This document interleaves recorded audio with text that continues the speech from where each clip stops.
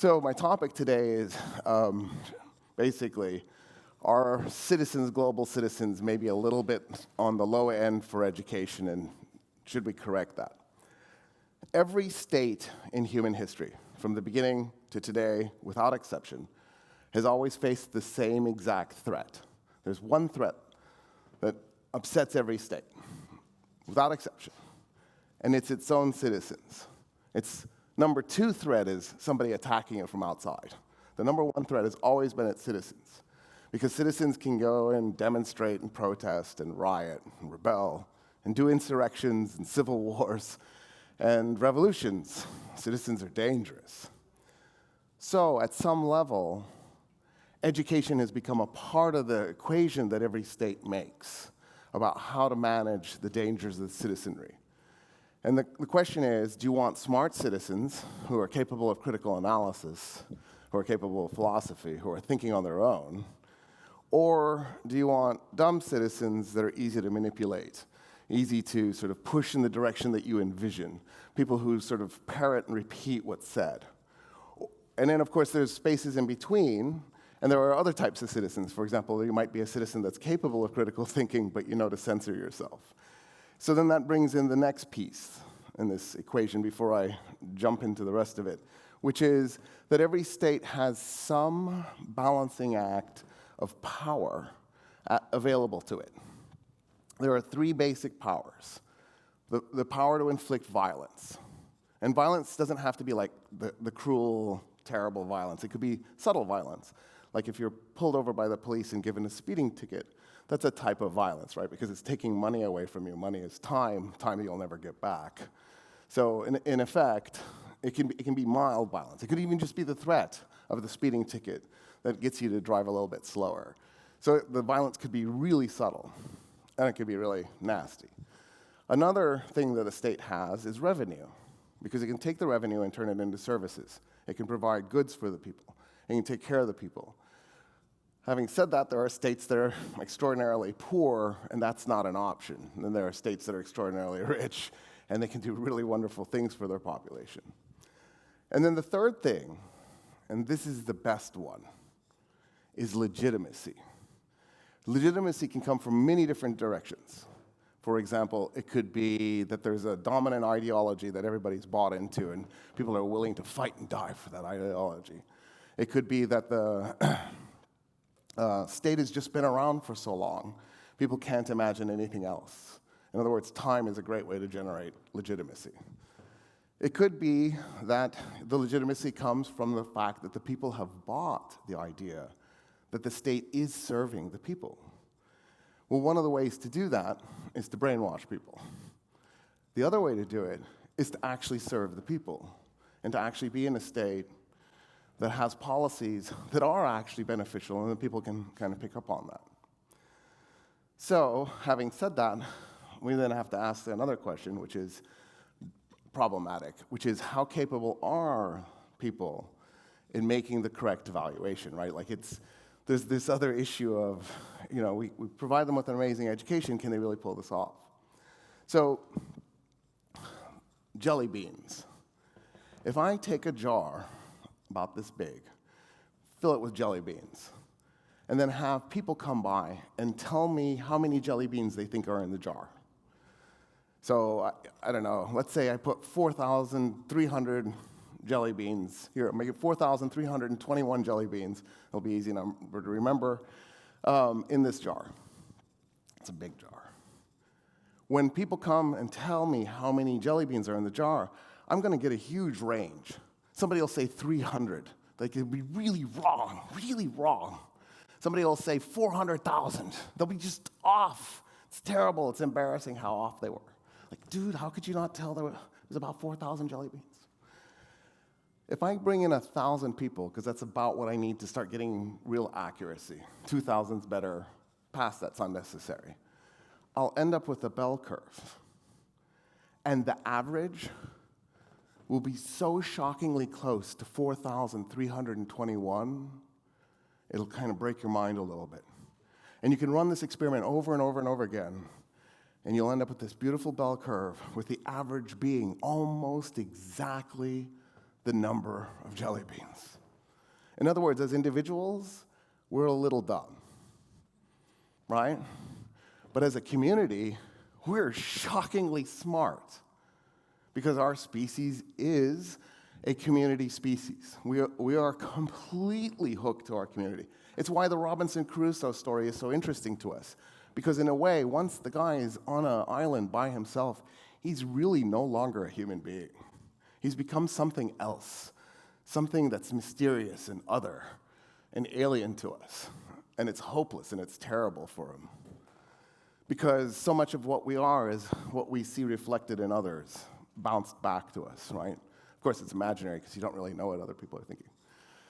So, having said that, there's an obvious place you can go to look to see if this works in real life for politics. It works for jelly beans every time. But when it comes to politics, not necessarily. So, I'm from Texas. I don't almost need to say much more. I'm pretty good at predicting election results. I mess up sometimes, but I'm pretty good. Like there was a couple of votes that happened last year that caught me off guard. The reason it caught me off guard is they were actually really good. Like I couldn't, wait, what? The people voted correctly on this one? Because what I usually do is I look logically is, will this benefit people or harm people? And if it'll harm people, it'll pass. If it'll benefit people, it'll fail. Texans are just pure irrational when it comes to politics. It's just how it is. There's nothing you can do about it. So then the question is, why isn't the jelly bean phenomenon working with politics? There's two things going on. Well, there's more than two, but I only have 15 minutes. So there's two things I'm going to talk about. One of those things is we get really emotional about these topics. And when you get that emotional, your brain goes sideways. And your ability to think through the problem logically becomes difficult. Guessing the number of jelly beans, there's not much at stake, right? So in other words, I can walk in there calmly, make a decision. But if there's a lot at stake for me, like for example, if I said, and if you get the number exactly right, I'll give you $1 billion, you're gonna probably mess up really bad. Because now that there's so much at stake, it changes the way your brain works. So that's one problem. The other problem is the education system. The United States decided in the 1980s to stop spending so much money on education. And this was, of course, on purpose. We wanted to dumb people down because the politician class had become cynical. In the aftermath of the 1960s, they decided they didn't want to have another 1960s. The United States of the 1960s and 1970s was a highly educated public. And that highly educated public decided that things like justice and social justice, an anti-war movement, liberation mattered.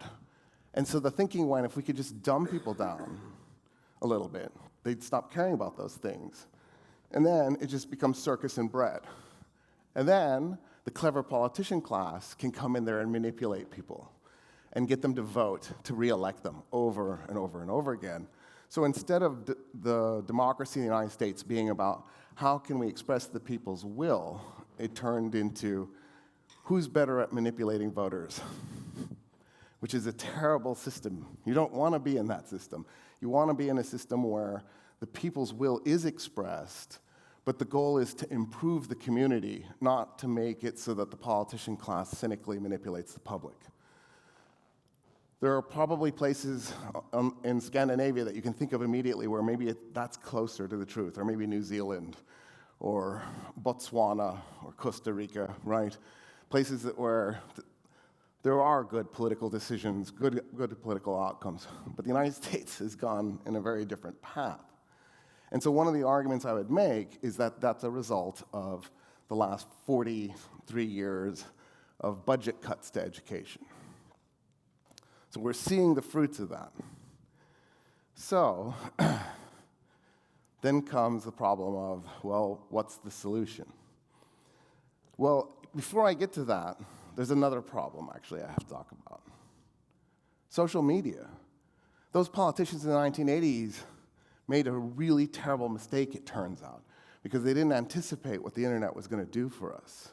How easy is it for a person to log on to their favorite whatever, X, Facebook, whatever it is, TikTok, and then tunnel down into conspiracy land where they walk away believing a bunch of stuff that's completely not factual.